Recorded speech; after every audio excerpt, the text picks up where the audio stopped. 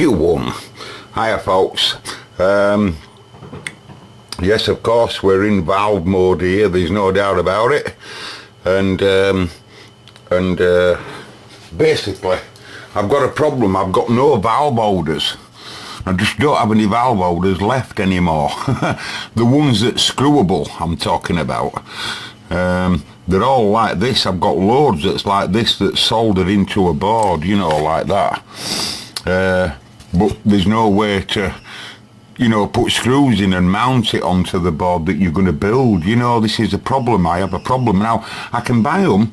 I found a place where I can buy them. But with this being my first ever amplifier I've ever made, valve amplifier ever, I really want to do it, the whole thing on the absolute cheap.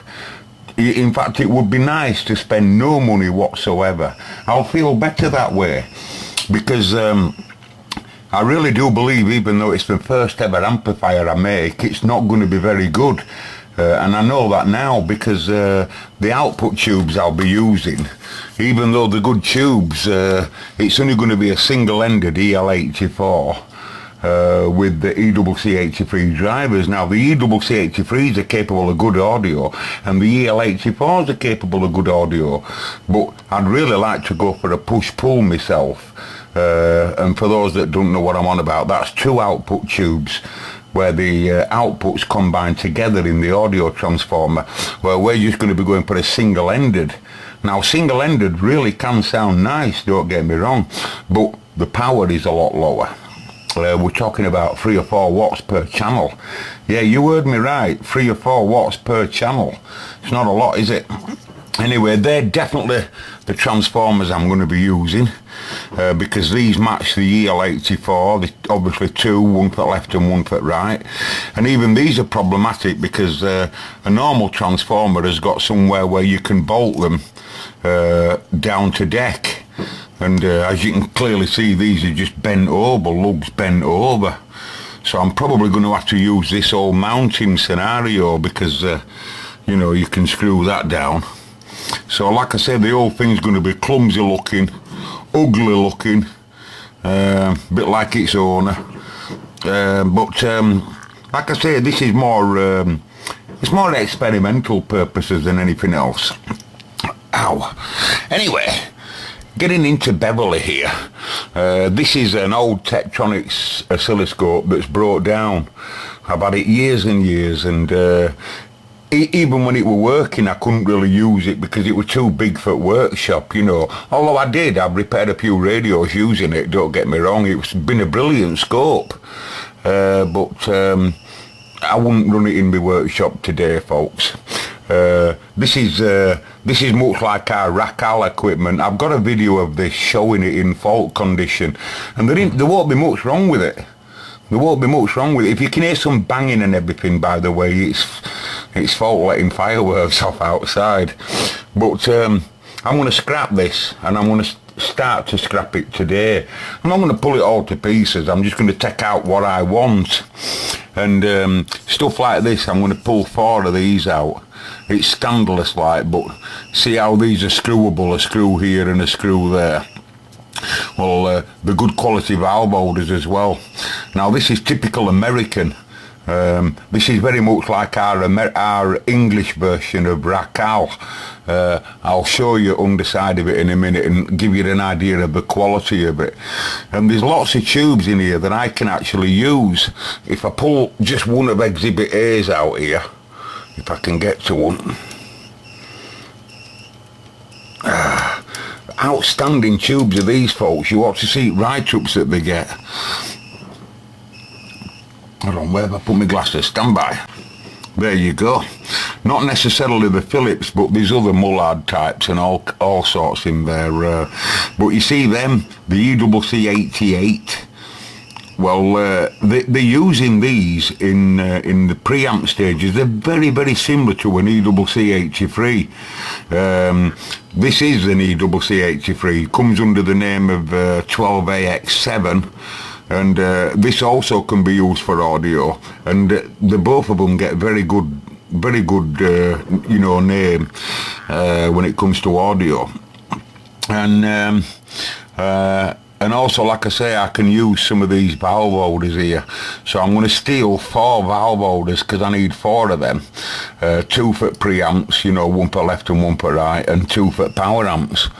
So I'm going to steal it. I know it's a bit scandalous, but you know, from what's, you know, give it an idea, right? There's people selling them, and I kid you not, there's people on the bay selling those, and they're looking at £50 each for them. Now, I know that doesn't mean to say that they're going to get £50 each. You know, you can always ask what you want for something. It doesn't mean to say you're going to get it, does it? Now, I'm not interested in selling any of it, of course, but I look at all the EWC 88s that's in here, and there's quite a lot. I'll tell you that I bet there's 15. I bet there's 15 of them. There's that many. Or in fact, all of them at top are all EWC 88s, and there's loads at the other side. And I just think of the projects in the future, you know, the projects in the future. And like I said, there's a few 12AX7s in here as well. So I'll get my money back from what I originally did pay for this. Anyway, let me show you underside of it. Now just look at that, folks. That nice or what? That's underside at mains transformer. Like I say, it's nearly identical as this to our Racal in England. No expense spared. It were more like military equipment. You know, Tektronix is more like top-notch military type equipment, designed to run 24/7, and just like our Racal type stuff, you know. And you know, just look, it's just beautiful. you know, just look at that. You imagine if you could wire like that. I mean, all these here, these are gorgeous. You know, they're like made of pot, you know, and they're just interconnectors, you know, but they're just stunning, and components go straight across. You know, really beautiful, you know. And every one of these components will be top notch. None of them will be poor, cheap. There just won't be none of that.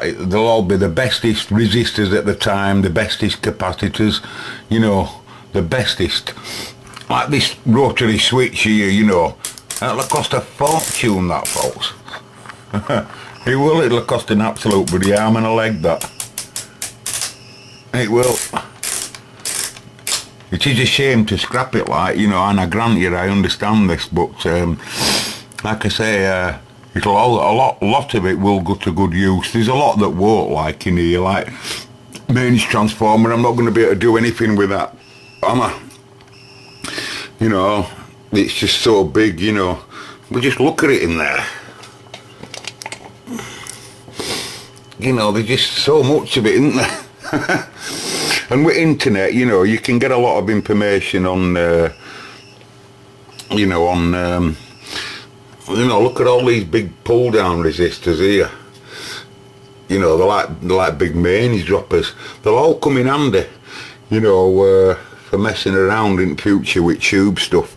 Yeah, I don't have enough, you know, like all these big caps here, and all of these here, look. You know, I thought straight away at first, I thought these, it's like this here, look.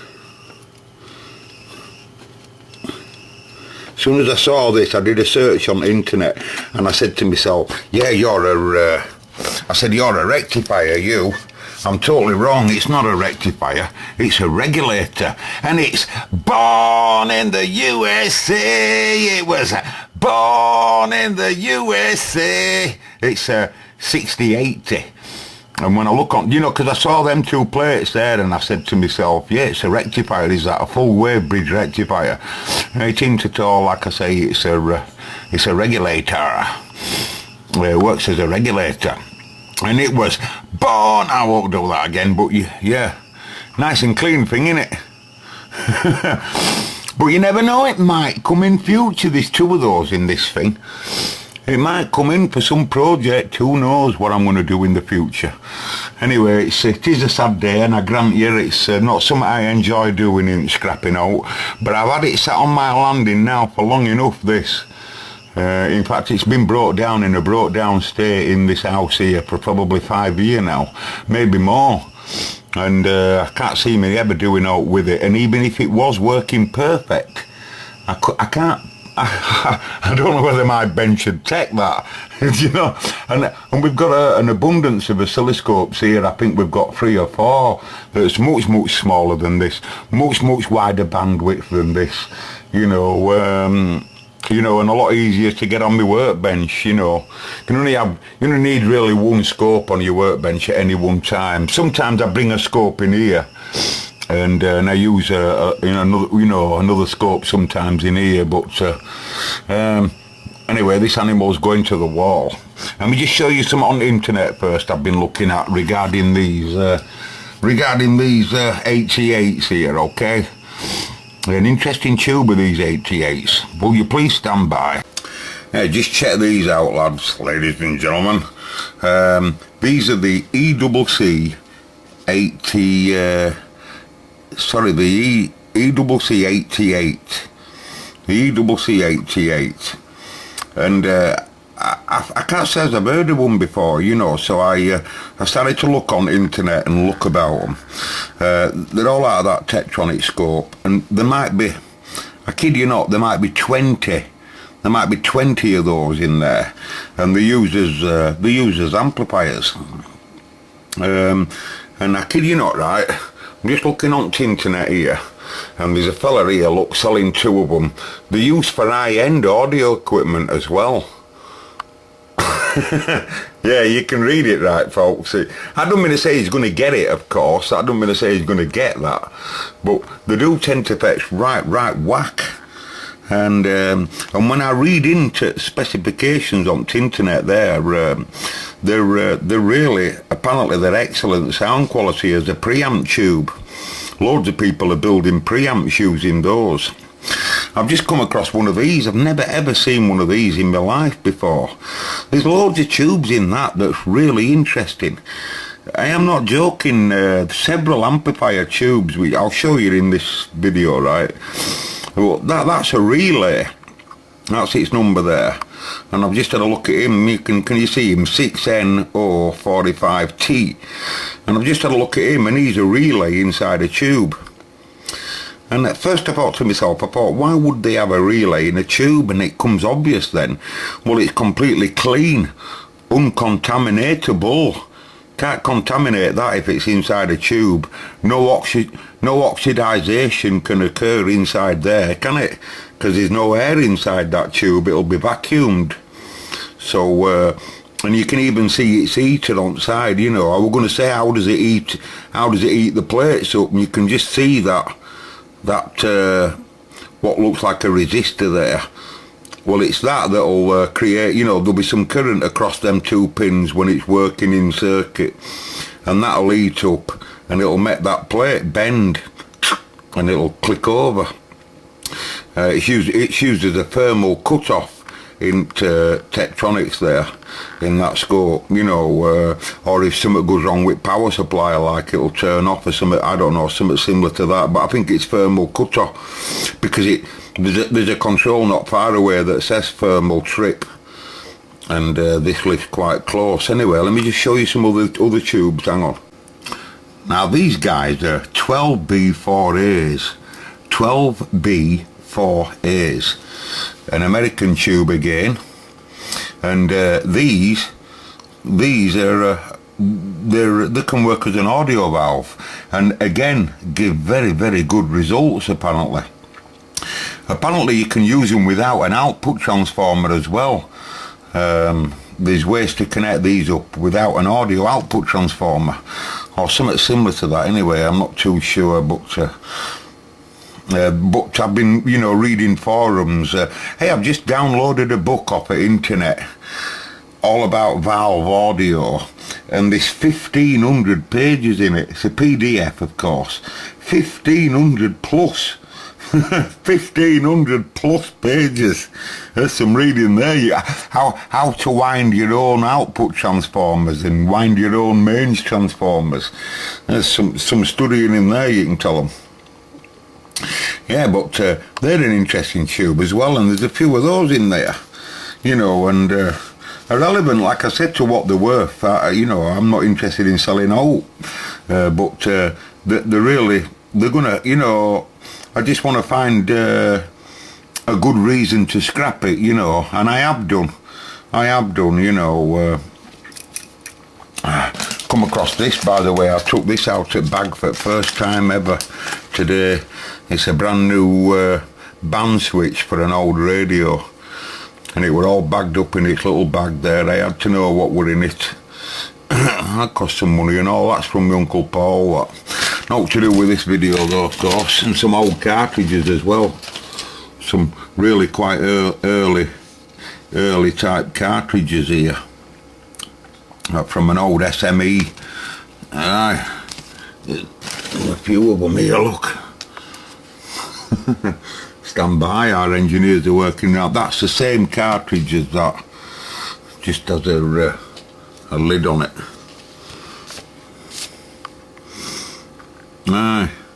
Early animals, I don't think any of them are moving coil. If they were moving coil, they'd be worth a fortune. I think they're all moving magnets. They're all moving magnets like, but that one's all cased up. It just slides into eggshell. Unusual animal, to say the least. I think needle's buggered on yond. Still there, like, but I think it'd be buggered that. Man, it might not be, mind it.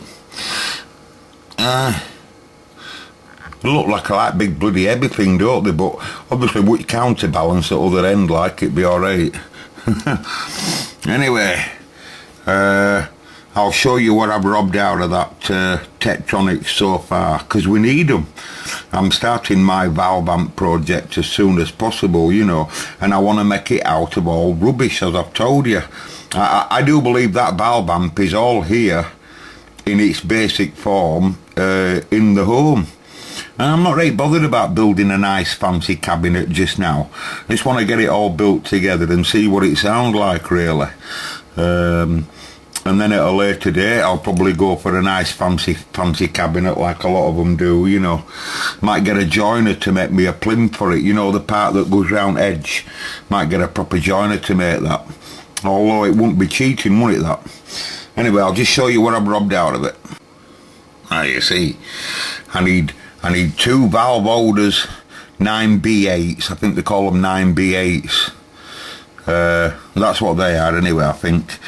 I want two for my preamps, one for each EWC83, and I need two for my EL84s, and they're all the same type. Now notice I've left odd component line on there. It's not that I want the components, but I've got to unsolder those, and them components being left on will help me pull them, you know. I'll put them in a vise and then I'll pull them all out. These are good quality, you know, from what I've seen, because they've got 4 lugs on each corner here. Can you see these lugs? This one, and then another one here that they're using, that one there, and then another one here they're using that one, and another one there they're using that one. Well, they're just ground lugs from this. It's them two holes that I want, so that I can mount it inside my board, you know, and then screw it to the board. Unlike the other ones I've shown you there, where you can't, where there's no, you know, the same base, but there's nowhere to screw that to it. It must be soldered in, you know, soldered into a panel. So there's nowhere to do it with them. They were very handy to get, like, but anyway, these are the better quality as well than them. They're like a Bakelite type pot, and they're just better quality all the way down to them. So you know, I'll have to clean all them up and make them look, you know, make them completely zero again. It can usually be a bit of a job when they're like that, but I mean, I bet people are thinking, well, you're tight, bugger. It's in the case of being tight, folks. This amplifier might sound a pile of rubbish. You know, I might be, you know, it might sound absolutely terrible. It doesn't sound so good on first initial testing. So, but once I've messed around with it, and you know, it still might sound pathetic.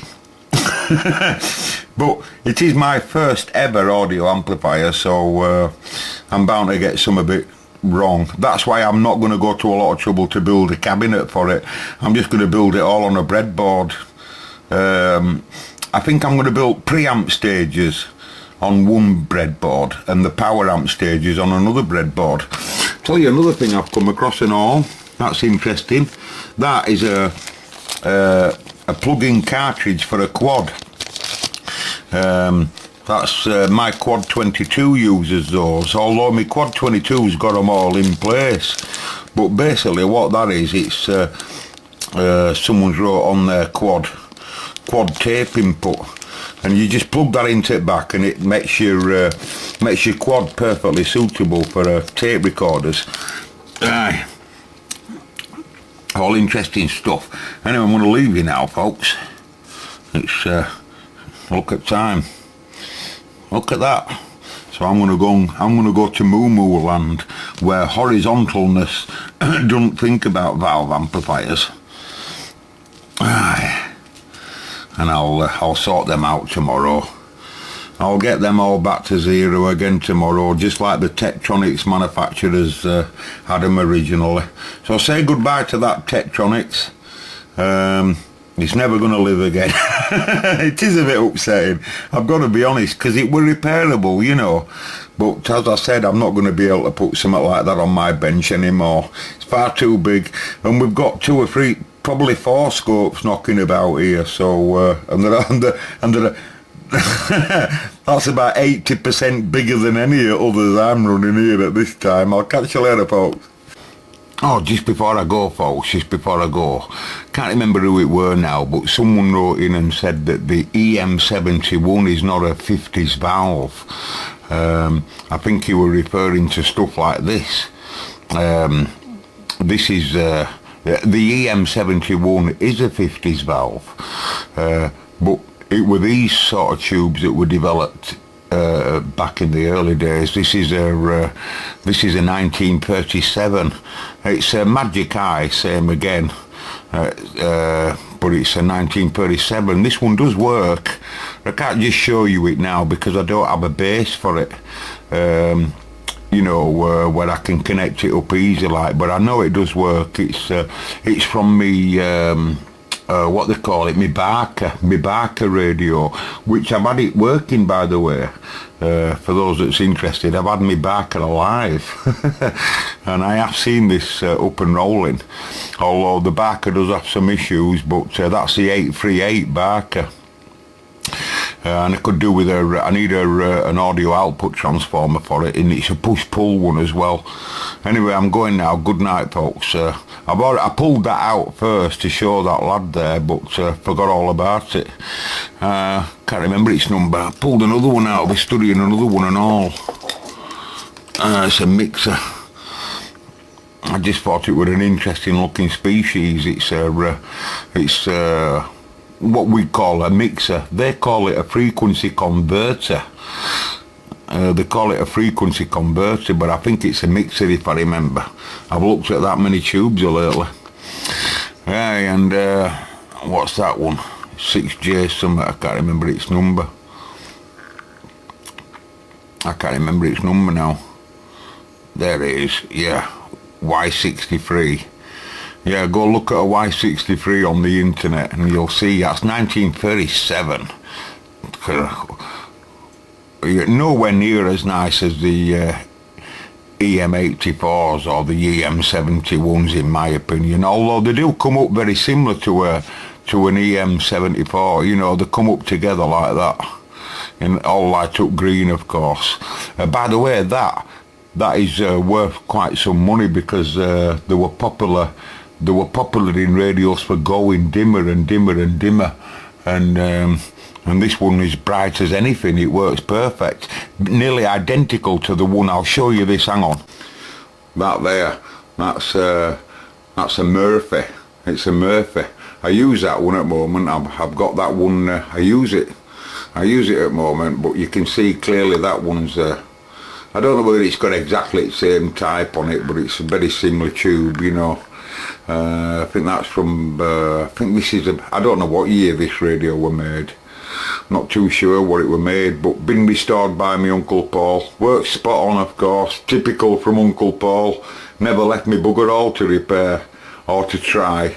I probably knew I were bloody rubbish at repairing. Oh, it's best that he repaired it. Catch you later, folks.